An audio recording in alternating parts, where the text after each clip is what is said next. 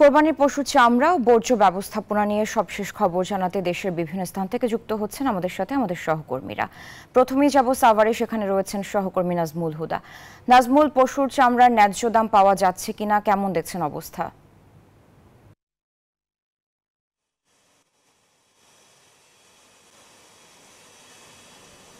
মেজাবিন, আপনাকে ধন্যবাদ। এই মুহূর্তে রয়েছি সাভারের চামড়া শিল্প বেসিক ট্যানারিতে এবং আমরা যেটা দেখছি যে এখন কিন্তু কাঁচা চামড়া ভিতরে ঢুকছে না এবং গতকালও কাঁচা চামড়া ঢুকেছিল এবং ঈদের দ্বিতীয় দিন ছিল, আজকে ঈদের তৃতীয় দিন। এবং এখন যে চামড়া যারা সংগ্রহকারী তারা কিন্তু সংগ্রহ করে এবং লবণজাত করেছে এবং ট্যানারিগুলোতে কিন্তু এখন কর্মব্যস্ততা বেড়েছে এবং অন্য বছরের তুলনায় এবার কিন্তু যে ন্যায্য মূল্য পাওয়ার অভিযোগ তুলেছেন মৌসুমি ব্যবসায়ীরা।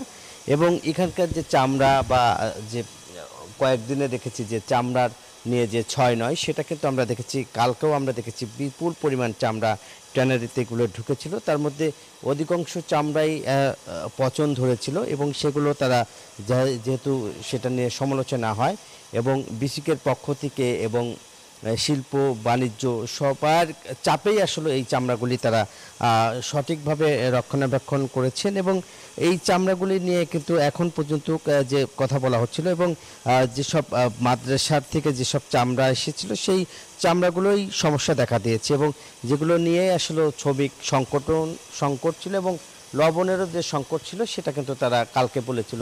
এখন পর্যন্ত আমরা দেখেছি যে প্রায় 8 লক্ষর মতো চামড়া এই ট্যানারিতে ঢুকেছে এবং এখানকার যারা কর্তৃপক্ষরা রয়েছে তারা বলছে যে আজকের যে ঈদের তৃতীয় দিন যে কোরবানি হবে, যে কাঁচা চামড়া আসবে সেগুলোই ঢুকবে এবং ঢাকার বাইরের কোনো চামড়া এখনও ঢুকবে না। এবং আর কিছুক্ষণ পরেই কিন্তু বাণিজ্য মন্ত্রণালয় থেকে একটি সংবাদ সম্মেলন করে তারা বিস্তারিত জানাবে। এই ছিল আমার কাছে সাভারের চামড়া শিল্প ট্যানারির সর্বশেষ তথ্য।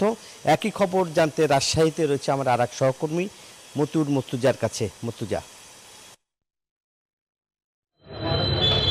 নাজমুল, আপনাকে ধন্যবাদ। আমরা এই মুহূর্তে আছি নাটোরের চামড়ার আড়তে, যেটি দেশের মধ্যে প্রায় দ্বিতীয় বৃহত্তম চামড়ার আড়ত। আর এই নাটোরের যে আড়তদাররা রয়েছেন তারা ঈদের দিন থেকে ব্যস্ত সময় পার করছেন চামড়া সংগ্রহ এবং সেটি প্রক্রিয়াজাতকরণের কাজে। আর আড়তদাররা জানিয়েছেন যে এবার নাটোরে মানভেদে গরুর চামড়া কিনা হয়েছে 300 থেকে 1100 টাকায়, ছাগলের চামড়া 10 থেকে 60 টাকার আড়তে। তারপর থেকে লবণ দিয়ে প্রক্রিয়াজাতকরণ রাখা হচ্ছে। আর নাটোরের আড়তে কিন্তু রংপুর বিভাগ, খুলনা বিভাগ এবং রাজশাহী বিভাগের বিভিন্ন জেলা থেকে চামড়া আসে। সে সকল চামড়া এখনও এসে পৌঁছানো শেষ হয়নি। আগামীকালও হয়তো আরও কিছু চামড়া আশেপাশের বিভিন্ন জেলা থেকে নাটোরের আড়তে এসে পৌঁছাবে এবং আড়তদাররা বলছেন যে তারা লবণ দিয়ে এই প্রক্রিয়াজাতকরণ করে সেটা রাখবেন এবং এরপরে আগামী শনিবার থেকে এই সকল চামড়া সাভারের যে ট্যানারি রয়েছে সেসব ট্যানারি মালিকরা এখান থেকে সংগ্রহ করবেন বা নাটোরের যে আড়তদার রয়েছেন তারাই সাভারে পাঠাবেন। এবং আর এবছর নাটোরের আড়তগুলোতে প্রায় 2.5 লক্ষ গরুর চামড়া এবং প্রায় 5 লক্ষ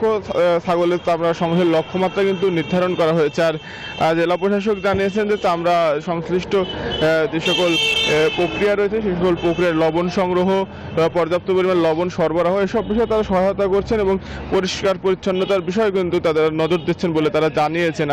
আর ব্যবসায়ীরা বলছেন যে এই যে চামড়া প্রক্রিয়াজাতকরণ করে রাখা হচ্ছে এটা মূলত আশেপাশের জেলা থেকে সংগ্রহ করা হচ্ছে এবং আগামী শনিবার থেকে নাটোরের আড়তগুলোতে যে সাভারের ট্যানারি রয়েছে সেই ট্যানারিগুলোতে এই চামড়াগুলো পাঠানো হবে এবং এর মাধ্যমে কিন্তু মৌসুমি যে চামড়ার কেনাবেচা সেটা কিন্তু শেষ হবে। এই ছিল নাটোর থেকে সর্বশেষ। যশোর থেকে আরো খবর জানাচ্ছেন সহকর্মী হিমেল। আমরা যাচ্ছি হিমেলের কাছে।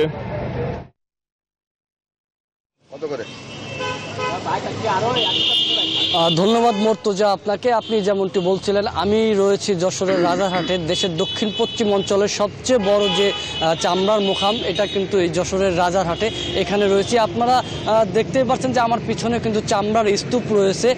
ঈদ পরবর্তী যে প্রথম যে হাটটি ছিল গতকাল, সেই গতকালকে কিন্তু এইখানে প্রায় 30,000 গরুর চামড়া কিন্তু উঠেছে এবং এর পরে কিন্তু শনিবার যেটি রয়েছে সেই শনিবারে কিন্তু আসলে প্রথম ঈদ পরবর্তী একটি বড় হাট বলে বলছে চামড়া ব্যবসায়ী যারা রয়েছে। তবে চামড়া প্রথম দিনে যেটা আমরা দেখেছি যে ব্যবসায়ী এবং ক্রেতা বিক্রেতাদের মিশ্র কিছু প্রতিক্রিয়া, তবে এইখানে কিন্তু পর্যাপ্ত এবার প্রথম দিনেই যে চামড়াটা উঠেছে, আশা করতেছে যে পরবর্তী যে হাট রয়েছে সে হাটে ব্যাপক পরিমাণে চামড়া উঠবে। তো এখানে একজন ব্যবসায়ী নেতা রয়েছে, আমরা তার সাথে কথা বলবো যে কি অবস্থা দেখতে পাচ্ছেন এবং কেমন লক্ষ্যমাত্রা নির্ধারণ করতে পারছেন। আসলে আমি 24কে ধন্যবাদ জানিয়ে আমি আমার কথা শুরু করছি।